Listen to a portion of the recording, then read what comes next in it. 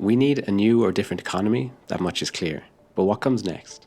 This video will explore one basis for an economy that prioritizes social and ecological connections over private profit, the social solidarity economy, or SSE. Latin America is often seen as the heartland of the social solidarity economy. It emerged there in the 1990s and came to prominence with the influential World Social Forum gatherings, first held in Brazil in the early 2000s. This gathering was a counterpoint to the controversial World Economic Forum, and SSE refers to a wide range of economic practices that go against the grain of mainstream economics. Rather than focusing on profit at all costs, SSE centers on community ownership, cooperation, mutual aid, and ecological sustainability. SSE is usually viewed as more radical in scope than the more politically neutral term social enterprise. While the social solidarity economy aims to build on broad political struggle, social enterprise merely focuses on including excluded groups within the mainstream market.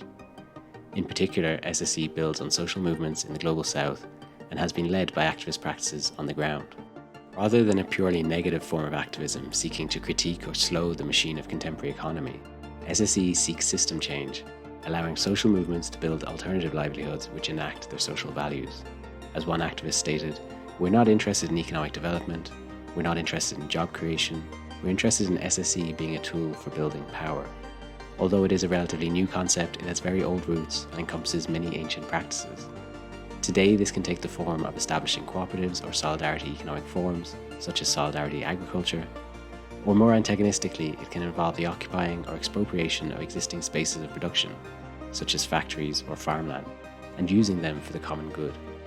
Financial solidarity economy initiatives are common across the global north and south, including credit unions, rotating savings and credit associations known as ROSCAs, mutual banks, and community currencies.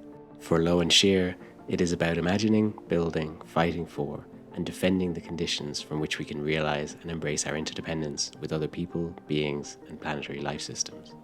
Broad uprisings which enact the social solidarity economy include the ongoing Zapatista rebellion in Chiapas, Mexico, and the communalistic uprisings of the Kurds in Rojava, inspired by the American social ecologist Murray Bookchin. Everyday solidarity has also come into being through the expropriation of factories, as happened in Argentina in the aftermath of the 2001 economic crisis, or through renewed and equal trade connections through truly fair trade. As the scholar Ethan Miller has written on this topic, our task is not to invent a new economic blueprint from scratch and then convince the world to adopt it, but rather to participate together in ongoing work to strengthen, connect, and build upon the many economic practices of cooperation and solidarity that already exist. We do not need to wait for a revolution or for capitalism to hit the fan. For more on themes related to the social solidarity economy, have a look around elsewhere on this channel.